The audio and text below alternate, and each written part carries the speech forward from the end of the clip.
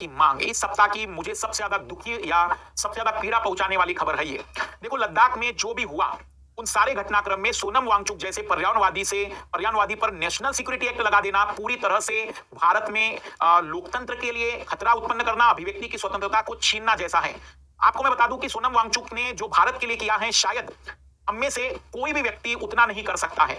और अगर एक ऐसा व्यक्ति जो भारत के लिए इतने काम कर चुका है वो देशद्रोही है, तो फिर मुझे लगता है कि दुनिया में भारत का कोई भी नागरिक देशभक्त हो ही नहीं सकता है, क्योंकि ऐसे व्यक्ति को देशद्रोह जैसे कानून के तहत गिरफ्तार करना सबसे बुरा है। ये होना नहीं चाहिए। मैं कहूंगा कि आप जहां पर भी जिस तरीके से भी इस बात का विरोध कर सकते हैं, ये जरूरी है ताकि ये क्लियरिटी बता दी जाए कि भारत में लोकतंत्र है और किसी की भी आवाज को केवल भारत की सुरक्षा के आधार पर बंद नहीं किया जा सकता। सबसे पहला, सोनम वांगचुक वही व्यक्ति है जिन्होंने लद्दाख में पानी की समस्या को हल करने के लिए आइस स्तूप का कंसेप्ट लाया और इसे दुनिया भर में सराहा। स्विट्जरलैंड तक ने इसको अपने देश में लाने का प्रयास किया। दूसरा, सोनम वांगचुक वही व्यक्ति है जिन्होंने गलवान घाटी में भारतीय सैनिकों के लिए ऐसे टेंट निर्मित किए कि बाहर का तापमान भले ही -22 या नेगेटिव में चला जाए, लेकिन अंदर का तापमान 10-15 डिग्री सेल्सियस रहेगा। साधारण टेंट की बात कर रहा हूं मैं।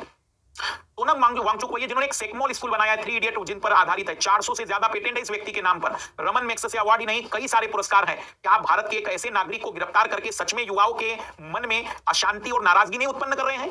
क्या ये सही दिशा है हमारे देश के सरकार की कि इस तरीके की किसी की भी आवाज दबाने के लिए नेशनल सिक्योरिटी एक्ट लगा दिया जाए?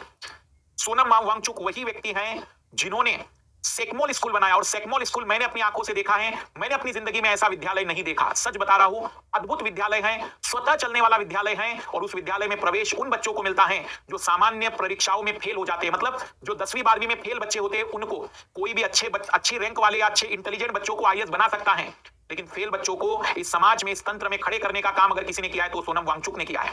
मैं कहूंगा कि उन्हें, रियल में बता रहा हूं, उन्हें ऐसे व्यक्ति को भारत में बहुत अच्छे सम्मान और निर्माण नीतियों में पार्टिसिपेट कराना चाहिए। अगर आप उन्हें 6वीं अनुसूची का या पूर्ण राज्य का दर्जा नहीं देना चाहते, वो आपका निर्णय है, लेकिन किसी भी ऐसे व्यक्ति को अगर गिरफ्तार किया जाता है, ये कहीं ना कहीं भारत की लोकतंत्र के साथ, भारत की स्वतंत्र संस्थाओं के साथ बुरी चीज है। मैं उम्मीद करता हूं कि शायद भारत की न्यायपालिका जीवित हो, जग जाए और ऐसे व्यक्ति को बचाने के लिए खड़ी रहे, ताकि ये स्पष्ट हो भारतीय नागरिकों को कि भारत के प्रति समर्पित व्यक्ति के साथ अन्याय नहीं होगा।